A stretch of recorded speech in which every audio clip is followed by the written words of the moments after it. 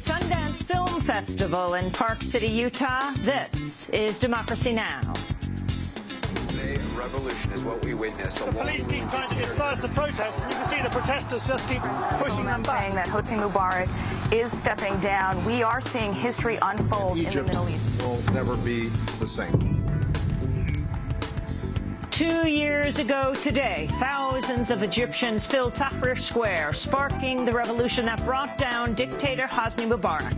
We'll go to Cairo to speak with Sharif Abdel-Quddus, who will join us from a protest march back to Tahrir, and we'll speak with Egyptian-American filmmaker Jehan Noujaim, director of the new film, The Square.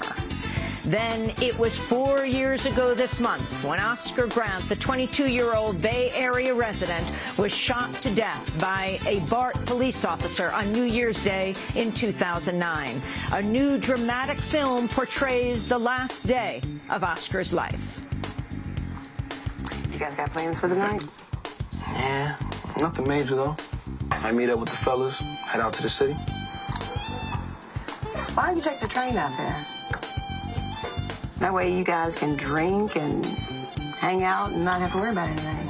I feel like getting over there and getting back. I feel like waiting on no train. No traffic either. You know it's going to be crazy going and coming back. We might take it. We'll speak with first-time filmmaker, 26-year-old Ryan Coogler, who worked as a social worker at a juvenile detention center in San Francisco. And then who is Diane Cristal? If you make it this far on the journey, the promised land is within sight. But the last steps are always the hardest. A new film featuring the Mexican actor Gael Garcia Bernal examines the story of a Honduran migrant who died in the Arizona desert in 2010. All that and more coming up.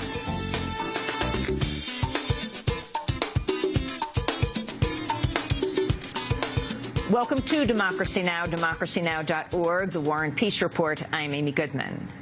Democratic senators have unveiled their measure to reintroduce the assault weapons ban in the aftermath of the Newtown massacre that killed 27 people, including 20 children last month.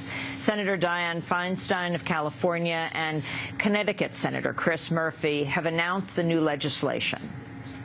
Weapons designed originally for the military to kill large numbers of people in close combat are replicated for civilian use. They fall into the hands, one way or another, of grievance killers, of gangs, of those who are mentally unstable or ill. Kids would be alive today in Newtown, Connecticut, if the law that we're proposing today were in place on December 14th of last year. It's as simple as that. Why do we know that? We know that because the data tells us, despite what the gun lobby will say, that the first assault weapons ban, even with its warts, worked. The measure would outlaw the manufacture and sale of 157 types of semi-automatic rifles and of magazine clips holding more than 10 rounds. The previous assault weapons ban expired in 2004 after 10 years in effect. The new measure is expected to meet stiff resistance from House Republicans and even some Senate Democrats in states with loose restrictions on firearms. Democratic Senator John Kerry appeared before the Senate Foreign Relations Committee Thursday for his confirmation hearing to become the next Secretary of State. Kerry's chaired for the past 4 years and been a member of it since 1985. During his introductory remarks, Kerry was interrupted by a protester with the group Code Pink. The activist was rushed out of the room as she called for a change to U.S. policy in the Middle East, including cutting aid to Israel. Kerry responded by invoking his own days as an anti-war activist in the early 70s upon returning from military service in Vietnam.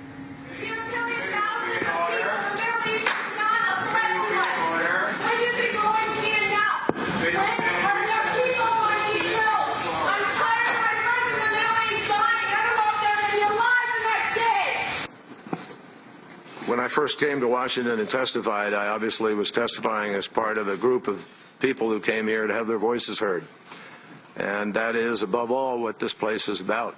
So I respect, I think, the woman who was voicing her concerns about that part of the world, and every one of you have traveled there. Some of you there were recently. Senator McCain, you were just there. You were in a refugee camp, and I know you heard this kind of thing. People measure what we do. The Senate Foreign Relations Committee is expected to advance Kerry's nomination to a full Senate vote early next week. President Obama's appointed former New York prosecutor Mary Jo White to head the Securities and Exchange Commission in his second term. Appearing with White on Thursday, Obama urged the Senate to grant her a speedy confirmation. I'm absolutely confident that Mary Jo has the experience and the resolve to tackle these complex issues and protect the American people in a way that is smart and in a way that is fair. And I expect the Senate to confirm Mary Jo as soon as possible so she can get to work. Mary Jo White would be the first former prosecutor to head the SEC, a critical position for the oversight of Wall Street.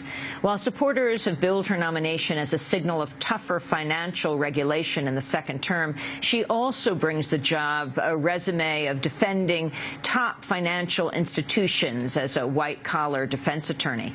White's client list includes former Bank of America head Ken Lewis, the board of Morgan Stanley, and the firm J.P. Morgan Chase. In a statement, the consumer advocacy watchdog group Public Citizen expressed cautious optimism over White's appointment, calling her a, quote, tough prosecutor with expertise in complex securities and financial fraud. During his appearance, President Obama also announced the renomination of Consumer Financial Protection Bureau Director Richard Cordray. Richard's appointment runs out at the end of the year, and he can't stay on the job unless the Senate finally gives him the vote that he deserves. Financial institutions have plenty of lobbyists looking out for their interests. The American people need Richard to keep standing up for them, and there's absolutely no excuse for the Senate to wait any longer to confirm it. President Obama gave Cordray a recess appointment last year in defiance of Republicans who refused to confirm him after failing to stop the Consumer Protection Bureau's creation in 2010. The Pentagon's officially removed the long-standing military ban on women in combat. Defense Secretary Leon Panetta formally announced the move Thursday in Washington.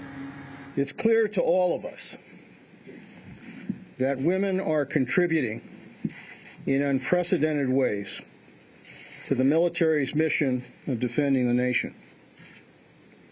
Women represent 15% of the force, over 200,000. They're serving in a growing number of critical roles on and off the battlefield.